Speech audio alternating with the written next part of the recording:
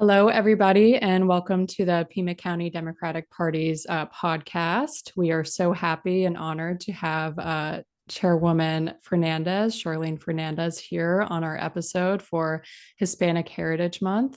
Really excited to just get to know her a little bit and talk about, the history and culture of this month. So thank you so much for being here. And if you wouldn't mind, just, brief introduction and tell us a little bit about you and your path and how you got to this point. Okay. Well, I'm so happy to be here. Thank you for allowing me this opportunity to introduce myself and meet new people in Pima County. But not too many people in Pima County are new to me. I used to represent a portion of Pima County when I was in the legislature. You know, the way that lines are drawn, it's just kind of wonky, but I was born and raised in Yuma County and became, very involved in politics. I would say in a young age, I was always involved in student council. I loved politics. But after high school, I shouldn't say but after high school, I got married, had children, and didn't really get to do the college thing, but I became a non-traditional student. So I decided to go back to school when I had three children, a Wow. mortgage, and a house payment. Oh It's my a crazy goodness. time Look to at do you. it. But I had the time of my life. I went to our junior college in Yuma County, Arizona Western College, which is an excellent junior college. And I just, I always try to highlight the junior colleges throughout Arizona, throughout this country, because they really do fill a need, not Yeah. just for young people that are getting out of school and maybe can't afford to go away, but for people like me that were a little bit older, a little bit more established, the non-traditional student. So I was able to get that experience, finish there, and lo and behold, the movers and shakers, I would say, in Yuma County realized that we needed higher education, and a lot of people could not leave to get that education. So they brought NA Yuma to Wow. Yuma, Arizona. Now it's a thing. Everywhere I go, I see, NA, Yuma, Sierra Yeah. Vista, Yeah. where, it's just become a thing. And that's wonderful because they're really filling a need. I think I was the third graduating class from NA Yuma in Yuma County. I graduated with a degree in education and didn't teach one day because I had become again, revitalized with politics. I started working for a congressman. He was running for Congress, and I was working on his campaign all during the time Wow. I was finishing up school. Wow. So when I graduated and he became a congressman, actually the first Latino congressman in Arizona, Ed Pastor, Wow. he called me up and said, I want you to run my congressional office. And for a moment there, I was like, okay, what's a congressional office? And then the next moment was, I don't care. I want to do this. Yeah. Yeah.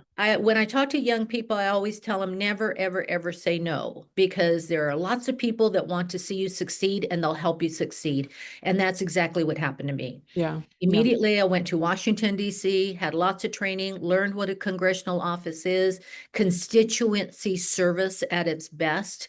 And, this goes back to what's happening to Congresswoman-elect Adelita Grijalva, Yeah. That's because right. constituency services is critical to our congressional district, District number 7. So I worked for Congressman Pastor for 11 years. And afterwards, I worked for Governor Napolitano here Oh, in great. Arizona. And then I thought, hey, I think I can do this running for office thing. And I ran for school board, served 8 years, became the school board president, really got that, blood flowing, that political blood flowing. And then I ran for the state legislature, served there for 8 years. It's the second largest district. At that time, it was district number 4, second largest district in the state. And that's why Pima County was in my area. And I used to Mm. get so mad because I would think, Pima County deserves to have representation with people that live there.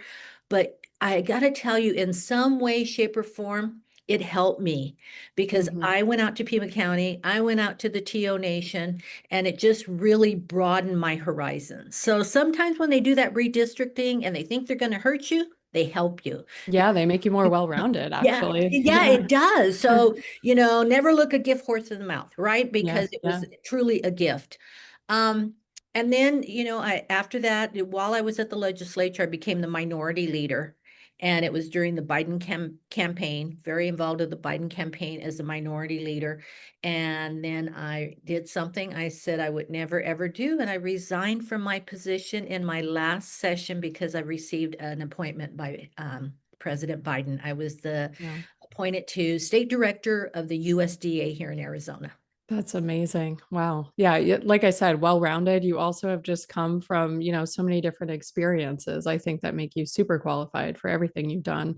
Thank And you. and even more qualified to be the state party chair we have here, which again, I can't stress enough. We're so excited about.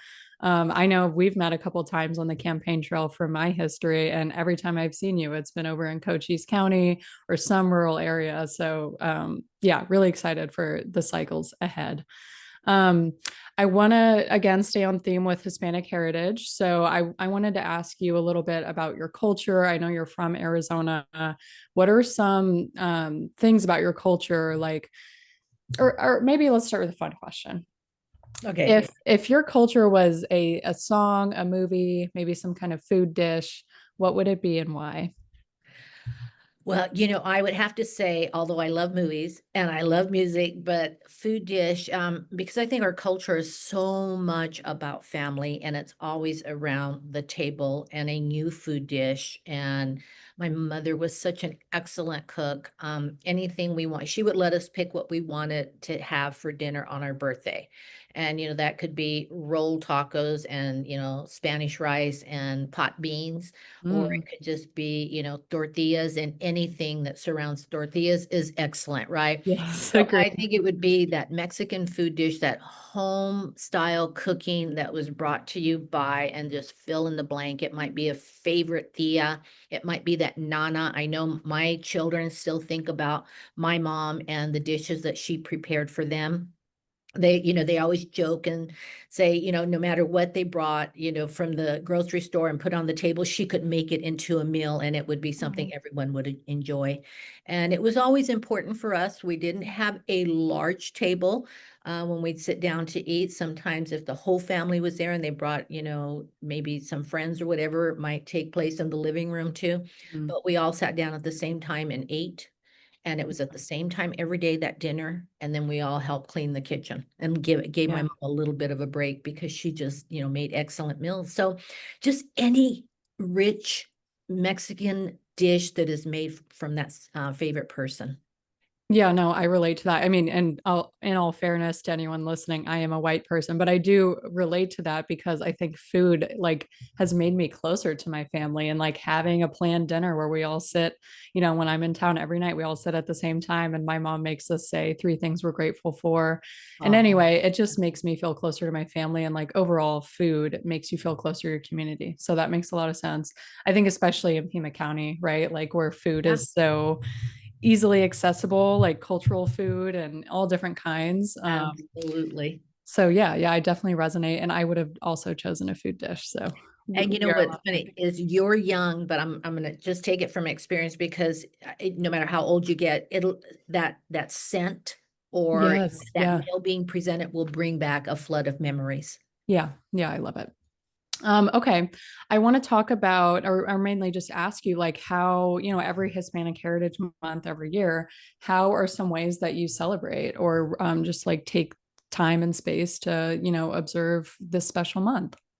It's always an exciting month. When I was at the legislature, we would read when it was our opportunity, and we were gavelled in. We'd press our button and talk about Hispanic Heritage Month. Maybe talk about that person. This was the Democratic caucus, and maybe the Republican caucus joined in. But we did it purposefully, and we talk about that favorite person, that historical person, a saying. Um, Hmm. there's Yeah. lots of sayings, Mexican sayings out there that we live by, and so people would share that. Some would talk about that gap between what Latinas get paid. We would Yeah. focus on Latinas and the average person. There's a huge gap. I think right now it's at 50 for every 54 cent. I mean, for every dollar a white male makes, a Latina makes 54 cents. So, That's just awful. Oh my God. yeah, so we would try to weave in, part of our history, how important this month was with, history and what we're seeing, for our young people that we're raising right now. Yeah, for future generations. I mean, Yeah. very important. Okay, great. What aspects of just like your culture in general? I think this is a great opportunity to just keep, talking about culture. What aspects of your culture are you like the most proud of? Obviously, food, sense of community, just your impact and you being a leader in the whole state of Arizona is something I'm sure you're very proud of. But like anything specific or even like branching into hobbies or non-professional things, what are you the most proud of? I think what really and it made me more political and more involved was what happened when I was a young child, and it was during the grape strikes. And so living in Yuma, we used to have a lot of grapes. We don't anymore, but we have it's agriculture. It's an agriculture community. We're the lettuce capital of the world. I love telling people that. Yeah. And I Yeah. tell people if you're in New York right now and having a salad, that lettuce came from Yuma. Yeah. But I remember going to the grocery store with my mother and passing by the grapes. And I was pretty young. And we'd always get grapes. It was, grocery time. She'd go every 2 weeks and we get to, get all the exciting stuff like grapes. And she'd say, "Oh no, we're not buying grapes. They're boycotting them." I didn't even know what boycott meant. And I asked her and she was telling me about Cesar Chavez, who was born in Yuma, Arizona. And she was familiar, we had like 4 generations in Yuma County. So she knew of his family, I mean, there was Wow. like a relationship there. And so she told us about Cesar Chavez. And, from then on, if I had to do a book report as I got older, it was always about Cesar Chavez. Or if I had to, cite a historical person, I would talk about Cesar Chavez. And I had the very good fortune of being able to, as I got older, listen to him speak. And Yeah. I went to a rally where he was at. And when he passed away in Yuma County, I was able to go. At that time, I was working for Congressman Pastor, and I was able to go to the funeral. So it just like all came around, like Yeah. full circle. But I didn't really know how full circle until I started working for USDA. And several of us were sent to California for an event, and we went to Delano. And Cool. that's where Cesar Chavez did most of his work. Yeah. And to sit in a place where he sat and to see the things that he did, that was full circle. So those are he's probably the most important historical figure to me, of my culture, and that I always pass down to my children or anyone I talk to, I Yeah. talk about Cesar Chavez. So Yeah. I Yeah. hope that That's answers the amazing. question. Yeah. Yeah. I love that. What do you wish more people understood about like not only this month and its observation in general, but just like about, your culture here in Arizona and also like across the country? I know we're in a very turbulent political climate right now that I don't think any of us on any side of the aisle are having a good time dealing with, but we are. Um, so yeah, what do you wish that was more understood about your culture, your neighbors, your family, your friends, yourself? I think more, I draw back on another historical figure is Martin Luther King. It has nothing to do with the color of your skin. And when we're reading and hearing about and actually seeing with the videos, people getting stopped because of the color of their skin. Um, Yeah. we're more than the color of our skin. We are, by just nature, we are hard workers. We believe in country. We believe in this country. We're here. We're paying into the system. I and I like to think about. I heard this one gentleman say it was Danny Trejo. He's an actor, and I was listening to Mhm. him speak one day at an event, and he said, we're here to work. We're hard workers." And I thought, you know what? That's it right there. Is we are hard workers, and Yeah. I want people to understand that we have the same desires. We want to raise our children. Where they're safe and they can go to our public schools where we went, and they can aspire for higher education and it will be there for them. And that when Yeah. they get out of, when they do get their education, that they can find a job and buy a home just like everyone else. We're no different. Yeah. Some of us worship, some of us don't. We're just like everyone else. And I think if I could get people to understand that, maybe it would bring a little bit more peace to how that Yeah. people might fear. No, you're right. I grew up in a very progressive place. I actually grew up in Portland, Oregon, of all places. Oh, Um, wow. What's but happening yeah, now? like Yeah, like growing up, and I knew I wanted to go out of state for college, and I originally wanted to be an immigration attorney. So of course I go to Tucson, and I've heard that my whole life, like Hispanic people, Mexican people, they're such hard workers. It's like absolutely no denying that, but like they're also just normal people, and I don't think they should have this label of like, oh, they're here in America to work. They're here to build families and do whatever the hell they want with their time and their life and go to college or literally again like do whatever they want. So I think that is a very important point that like of course hard work is important, contributing to the economy is important for anyone who lives here, but there's so much more to Hispanic identity than that. So Yes. thank you for bringing that up. I was going to ask you about artists, musicians, food dishes, restaurants in Tucson or just in Pima County in general, that have inspired you. I think we've kind of went over it a little bit, but another fun question, like what's your favorite spot to eat in Pima County or in Tucson? Oh, in Tucson, I go wherever they take me. I'm trying to think of the restaurant that I went to, and they had, I don't know if they still have it, where it was like a little, menu for Bill Clinton because they took Bill Oh, Clinton there. that's so And, funny. and the joke was they asked him what he wanted, and it was like everything. So they built a menu around that. I can't I think can't think of of the it restaurant. either. I know Tumerico is like one of our most popular spots. It's right there on 6th, and then I think there's another location on 4th. So that one's really popular. Places I love going are like Culinary Dropout, which have nothing to do with Hispanic Heritage Month, so we'll leave that one out. But we just Um, love food, right? All yeah, exactly. food. Mhm. So yeah, my answer to that would definitely be Tumerico. It's like my favorite place. Or they're now called the Sonoran House. I know they just Oh, opened right there on Tucson Boulevard and 6th, I believe. Used to be a Flores market. But that's another place that's like super local. It's kind of like a co-op. So there's small businesses, vending on the other side. But I would say that those are like my favorite places. you know what? I would be remiss if I didn't say my husband went to the U of A. That's where he graduated from. He lived in Sierra Vista and then moved to Tucson. But when he moved to Yuma and we'd go back home to his home, he would, oh, I got to take you to Pat's Hot Dogs, I think it was. There was Okay. Yes. Yeah. How did I forget about the whole Sonora and hot dog thing? I'm not a hot dog person, but I know I am not either. people when they come visit me in Tucson, they're like, where are the Sonoran dogs? I'm like, oh, you can find them on any corner. I just don't even think about it because I don't eat them. But Yeah, yes, that's a big one. that was the first place he took me, and then as we had children, that's the first place they went. It was Pat's Yeah. Hot Dogs. Yeah. No, I love that. Okay. Let's see. I think we've covered a lot of what I really wanted to go over today. And you're so good at this that I didn't even have to Oh, ask you a lot of them. So that's you're so amazing. kind. But Um, and you know this, I just love Tucson. Tucson reminds me of a big Yuma, because Yuma is real easy to get around. Big, it's fairly small. I think Tucson's so easy to. It makes yeah, sense yeah, where to go, how to get there. I've never had problems driving there, as yeah, opposed to when you come to Phoenix and it's really all the freeways and the interstates and all of that. But yeah, I love Tucson. We used to go to the U of A games. I love that college feel, that yeah, college town but bigger.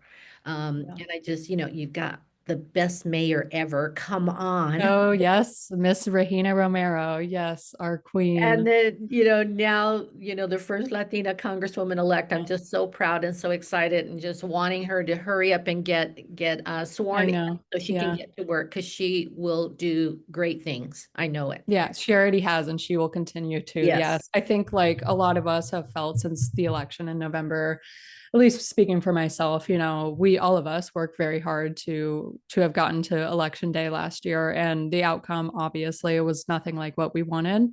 But Mhm. I think looking at people like Mayor Romero and Congresswoman, I'm gonna call her, even though she's Yes, not we sworn in, should. Yeah. Congresswoman Grijalva, it really gives me personally the hope and positivity that I need to continue, being in the political sphere at a time like this. So I think that, our wonderful leadership that we have, particularly Latino women that we have in Pima County, on top of like the amazing food and culture and just people Yes. that you meet, like makes this fight worth staying in.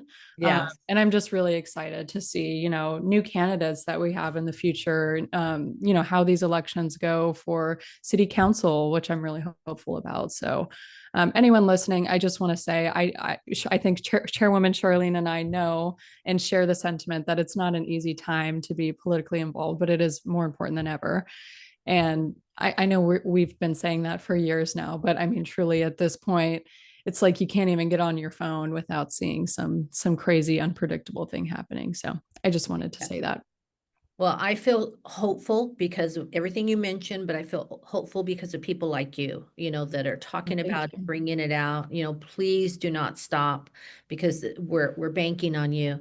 I heard something yesterday, and you're not a child, but I just want you to know that Mm-hmm. this gentleman, I was at an event, he said that children are our message to the future that we will never see. And Yeah. I love that. It kept going around in my mind the whole time. Yeah. I was thinking what he said. And I want to say that to you. You're the message to the future that I may not be able to see, but you're that message. So Yeah. continue to do what you're doing. It's Yeah, important. I appreciate that. I think like, again, I grew up somewhere so progressive like Oregon, where to be honest with you, I think a lot of the country looks at this place as like really political, but we never talked politics growing up. It was You not a just kitchen. were. Yeah, Yeah. we just were diverse, and my neighbors, friends, people I considered family were, of all different backgrounds and races, and that's just what it was. And I think that social media, getting my first iPod touch and getting like Twitter back in the day made me realize that it is not like that, everywhere in the country. So I think that's what really provoked me to move to Tucson. And of course, I only moved to Tucson to go to college for 4 years, but I ended up staying for 8 because it's such a welcoming place with such a big, sense of community. So forever grateful for that decision because I've gotten to like really advocate for change, through my career and also meet people like you that are really out there, making legislation and leading parties and doing all that stuff. So I'm really grateful. And I'm just, again, like, thank you for taking the time. I know you're super busy right now and, laying down all the routines and everything at the office. So I appreciate it. Well, thank you so much. I really appreciate it. We are here, to make sure we get Democrats elected up and down the ballot, change the face of our legislature, because if we change the face of our legislature, Oh, great yeah. things can happen. Oh, We yeah. can help our Democratic governor out, because she's been holding down the fort with the Republican legislature, and it's been tough. But, we plan on registering people and making sure people get out to vote and just doing the work that we need to do to change what's happening. Absolutely. Yeah. Anyone listening right now, if you do feel provoked to get a little more involved, or if you're literally just interested, just even a tiny bit, I really recommend you go to our website, which is just pimadems.org. There are so many different ways that you can get involved that will help both the chairwoman and our organization here in Pima County. So just reach out. I mean, my email's on there. We have multiple points of contact on our website. So please reach out and get involved. You don't have to go knock doors if you don't want. You can make phone calls. You can, write letters. You can so many different things. So thank you everyone for listening. And I really hope that this has provoked you to get involved and hopefully you learned something. And most importantly, it's just, again, so good to get to know our new chairwoman of the Arizona Democratic Party. So thank you. Thank you. Have a wonderful day. Thank you.